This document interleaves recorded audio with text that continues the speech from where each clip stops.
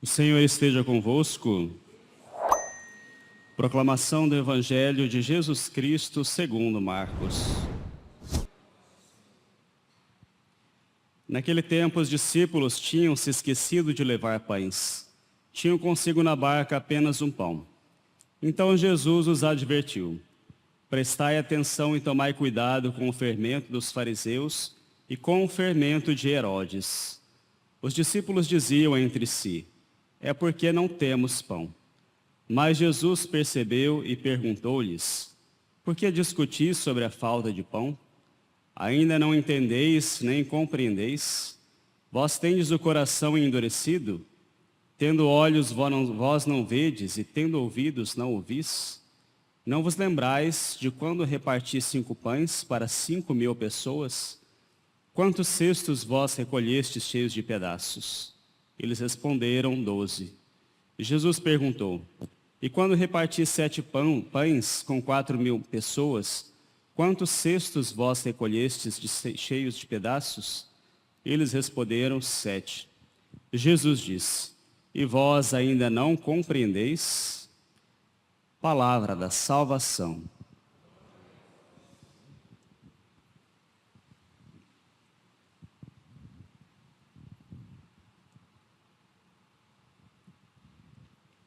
Hoje a liturgia da palavra nos apresenta, na primeira leitura, o relato do dilúvio no Gênesis. Os primeiros capítulos do livro do Gênesis nos mostram a realidade da criação, da queda e do início da humanidade. E o autor vai dizer, o autor sagrado, vai dizer que a iniquidade, a maldade cresceu tanto no mundo que Deus resolveu então desfazer aquilo que ele tinha feito. Mas surgiu no meio de tantas pessoas iníquas, de tanta maldade, de tanta revolta contra o próprio Deus, a figura de Noé. Noé, então, foi escolhido por Deus para salvar a humanidade que pereceria no dilúvio. Noé, ele é a figura de Jesus. Já os santos padres faziam essa leitura tipológica das Escrituras, mostrando que Noé é a figura de Cristo, ou seja, Noé é aquele que vai ser escolhido para salvar a humanidade do perecimento. E a arca é a figura da igreja. Noé e a sua arca prefiguram aquilo que vai acontecer com Jesus e a sua igreja. E o que de fato é a igreja? Jesus veio a este mundo justamente para nos salvar do mal. O mal entrou no mundo e se difundiu. Na época do Gênesis, se difundiu a tal modo, de tal magnitude, que Deus precisou tomar uma decisão drástica.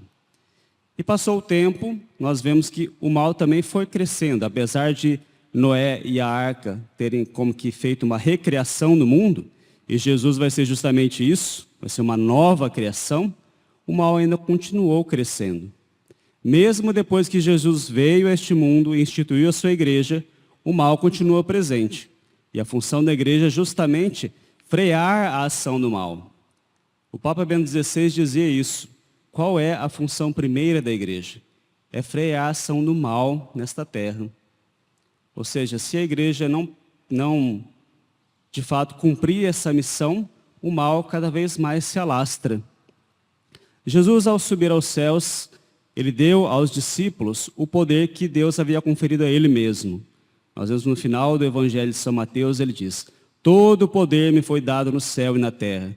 Portanto, ide para o mundo e fazer discípulos meus todas as nações. Esse é o mandato que Jesus fez à sua igreja. É o mandato que ele fez aos apóstolos. Os apóstolos e a igreja agem com o poder de Cristo. E é esse poder que pode destruir o mal. Não existe nenhum poder no mundo que seja capaz de fazer frente ao mal do que aquele poder que subsiste na igreja.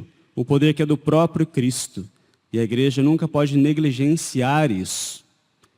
O mal do mundo, o mal que se alastra, só pode ser vencido pela força do próprio Deus.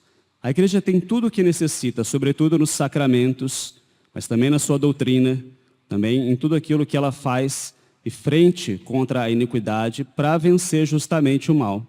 Só que muitas vezes o que acontece? Acontece que o fermento do mal começa a crescer nos corações. No Evangelho nós vemos Jesus que vai advertir os seus discípulos contra o fermento de Herodes e contra o fermento dos fariseus. O fermento de Herodes e dos fariseus é o fermento do mal. Os fariseus é a hipocrisia. E o fermento de Herodes é a vida ambiciosa que ele levava. Tudo isso faz com que o mal vá crescendo no coração e transborde. E, infelizmente, quando nós vemos o transbordamento do mal, a iniquidade está toda lastrada. O que foi que trouxe tantas tragédias no mundo? Nós vimos o século XX e também agora o nosso século XXI, um tempo onde tantas coisas terríveis têm acontecido, né? Guerras, ameaças de guerras, epidemias, tudo mais. O mal, ele se alastra à medida que as pessoas deixam que o fermento dele cresça em seus corações. Da mesma maneira que o bem, ele também se difunde, ele cresce, o mal também. Não na mesma proporção, porque o bem, na verdade, é sempre maior. O bem sempre vence, o bem sempre tem a última palavra. Mas isso não significa que o mal também não fermente. É preciso fazer frente a esse mal. O problema é que na igreja, nós, membros da igreja, sobretudo nós que somos os pastores, a quem foi delegado esse poder de Cristo para fazer frente ao mal, se permitirmos que esse fermento da hipocrisia, esse fermento da ambição cresça em nossos corações, esse poder vai ser diminuído. Ou seja, não teremos as armas para combater o mal. É por isso que a igreja tem que voltar à sua identidade e é necessário que seja combatido nos próprios corações essa maldade. E também no coração de todos os fiéis. Nós precisamos estar bastante atentos, não permitir que esse fermento do mal cresça nos nossos corações e precisamos utilizar do poder da igreja para lutar contra. Precisamos, de fato, da igreja que é a nossa mãe e ela que nos purifica de todo mal, sobretudo por meio dos sacramentos. Quanto menos atenção nós dermos aos sacramentos e quanto mais atenção dermos a coisas periféricas, naquilo que é a igreja, na nossa própria vida, mais espaço o mal terá para crescer.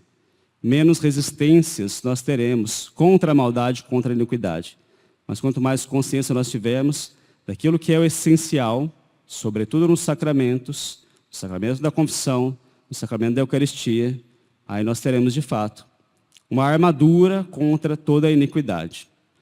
Façamos essa experiência, de fato, de tomarmos consciência daquilo que é a nossa identidade, daquele poder tremendo que existe na igreja. O próprio Papa Bento XVI, que dizia que a igreja deve fazer frente contra o mal no mundo, dizia que a igreja precisa tomar consciência novamente desse poder. Existe um grande poder na mão dos cristãos. Um poder que não é deste mundo, um poder sobrenatural. Um poder que vem da graça. É um poder extraordinário. Vejam só, meus irmãos e irmãs. Muitas vezes nós não fazemos dimensão da grandeza do poder de Deus. Mas o próprio São Tomás de Aquino diz que qualquer ato sobrenatural é infinitamente maior do que todo o criado. Então, se a gente fizer uma pequena comparação, a gente pode dizer o seguinte: quando o sacerdote, no confessionário, ele absolve um penitente, ali acontece um ato sobrenatural, que é invisível aos olhos, mas é real, verdadeiro.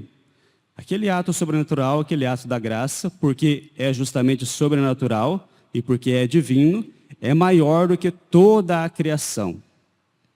E nós não tomamos consciência disso. Por quê? Porque não vemos.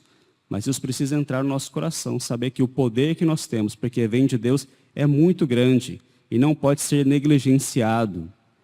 Tudo isso nós vamos perceber na eternidade. Tudo aquilo que nós recebemos de graças sobrenaturais nesta vida, o poder verdadeiro da igreja, que é capaz de fazer frente ao mal, ainda que agora nós não vejamos plenamente, porque estamos na obscuridade da fé, na eternidade nós vamos ver.